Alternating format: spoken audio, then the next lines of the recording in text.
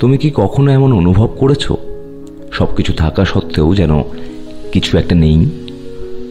ধরা যাক হাওয়া ছুঁয়ে যায় কিন্তু তাকে ধরা যায় না, অর্থাৎ সে আছে কিন্তু নেই।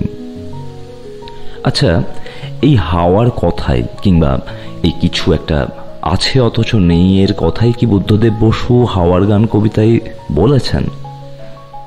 চলো জেনে নিই। এই কবিতা আসলে শুধু হাওয়ার কথা নয়, আমাদের নিজেদেরই কথা। এই কবিতার কবি বুদ্ধদেব বসু সেই মানুষ যিনি বাংলা কবিতায় নিয়ে এসেছেন আধুনিকতার গভীরতম ব্যাকরণ। বুদ্ধদেব বসু বাংলা সাহিত্যের আধুনিকতার এক নির্ভরযোগ্য নাম। তিনি শুধু কবি নন, ছিলেন প্রাবন্ধিক, গল্পকার, অনুবাদক, সম্পাদক। বাংলা ভাষায় আধুনিক কবিতার ধারা গড়ে তুলতে তাঁর অবদান খুব গুরুত্বপূর্ণ। সাহিত্য ছিল তাঁর কাছে এক গভীর আত্মসন্ধান। বুদ্ধদেব বসুর কবিতায় আমি কখনো নিঃসঙ্গ, কখনো বিপন্ন, কখনো উত্তাল। তার কবিতার ভাষা যেমন কাব্যময়, তেমনি চেতনার স্তরে তার কথা, তার সুর গিয়ে যেন বাজে।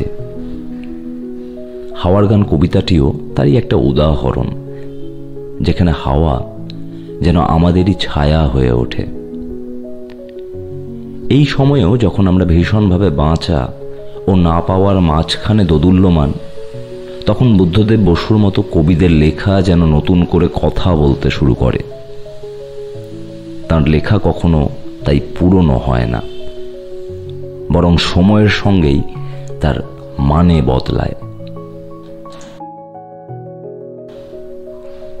হাওয়াদের বাড়ি নেই, হাওয়াদের বাড়ি নেই, নেই রে, তারা শুধু কেঁদে মরে বাইরে। সারাদিন রাত্রির বুক চাপা কান্নায় নিঃশ্বাস বয়ে যায় উত্তাল অস্থির। সে কোথায়, সে কোথায়, হায় রে। বলে তারা পৃথিবীর সব জল সব তীর ছুঁয়ে গেছি বারবার দুর্বার ইচ্ছায়, তবু নেই, সে তো নেই, নেই রে। সব জল সব তীর পাহাড়ের গম্ভীর, বন্দর বন্দর নগরের ঘন ভিড়, অরণ্য প্রান্তর শূন্যতে প্রান্তর, সব পথে ঘুরেছে বৃথাই রে। এই কবিতায় হাওয়া হলো সেই চিরসন্ধানী যার ঘর নেই, দেশ নেই, শেষ নেই। আমরাও হয়তো তারই মতো চিরকাল খুঁজে যাচ্ছি এমন কিছু যেটা কোথাও নেই, অথচ হয়তো বা আছে। অর্থাৎ নিরন্তর এই খুঁজতে থাকা কিংবা আশ্রয়ের সন্ধান এই কবিতার মূল বিষয়। আর এই খুঁজতে থাকার মধ্যে আছে না পাওয়ার বোধ, বেদনা। এই বেদনা আবার আমরা কবি জীবনানন্দ দাশের কবিতাতেও ফিরে ফিরে আসে, পাই আমরা।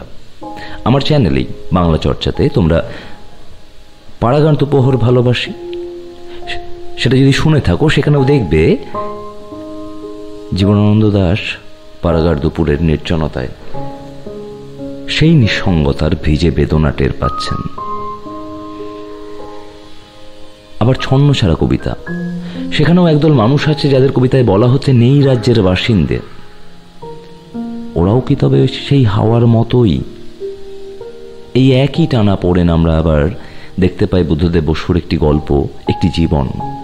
সেখানে দেশভাগে হারিয়ে যাওয়া মানুষের যন্ত্রণা, তাদের স্মৃতি, তাদের হারানো বাড়ি, সবকিছু যেন এক অবিশ্বাস্য হাওয়ার মতো আছে কিন্তু নেই। পার্কের বেঞ্চিতে ঝরা পাতা ঝরঝর, শার্শিতে কেঁপে ওঠা দেয়ালের পঞ্জর, চিমনির নিঃসনে কাননের ক্রন্দনে তার কথা কেবলই শুধাই রে। তেমনি মিষ্টি ছেলে দোলনায় ঘুম যায়, আবছায় কার্পেট কুকুরের তন্দ্রায়, ঘরে ঘরে জ্বলে যায় স্বপ্নের মৃদুমম, সেই শুধু নিয়েছে বিদায় রে। আধারে জাহাজে চলে, মাস্তুলে জলে দ্বীপ, যাত্রীরা সিনেমায়, কেউ নাচে গান গায়। আমরা তরঙ্গের বুকে হানি প্রশ্নের অবিরাম নর্তন মত্ত আবর্তন, সে কোথায়, সে কোথায়, হায় রে। জীবন মৃত্যুর মাঝে একটা মন যেন টেনে নিয়ে চলছে একটা আস্ত শরীর, কিছু হাহাকার। সে খুঁজছে আশ্রয়, তার সে আশ্রয় জুটবে কিনা তার নিশ্চয়তা নেই। তবু তার কাজ সেই অনিশ্চয়তার দিকে ক্রমাগত ছুটতে থাকা। অবশেষে থামে সব, ডেক হয় নির্জন, অকুল অন্ধকারে ফেটে পড়ে গর্জন। সমুদ্র ওঠে দুলে, বাঁকা চাঁদ পরে ঝুলে, আমাদের বিশ্রাম নেই রে। আমাদের বাড়ি নেই, দেশ নেই, শেষ নেই, কেঁদে কেঁদে মরি শুধু বাইরে। বারবার পারাপার যত করি তবু তার নেই নেই দেখা নেই নেই রে। সময় অন্তহীন অফুরান সন্ধান, বিশ্বের বুক ফেটে বয়ে যায় এই গান। কোনখানে গেলে তারে পাইরে, খুঁজে খুঁজে ঘুরে ফিরি বাইরে। সুরে সুরে বলে যায় নেই রে, চিরকাল উত্তাল তাই রে। কবিতা পত্রিকার সম্পাদক, প্রাবন্ধিক কবি বুদ্ধদেব বসুর হাওয়ার গান নিয়ে কথা বললাম। আশা করি তোমরা নতুন কিছু পেলে। বাংলা চর্চা চ্যানেলে এরকম আরো অনেক কবিতার গল্প নিয়ে আলোচনা করেছি।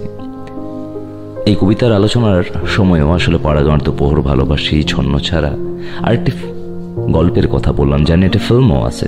এই 3টা ভিডিওর লিঙ্ক ডেসক্রিপশনে দেওয়া আছে, তোমরা দেখবে অবশ্যই।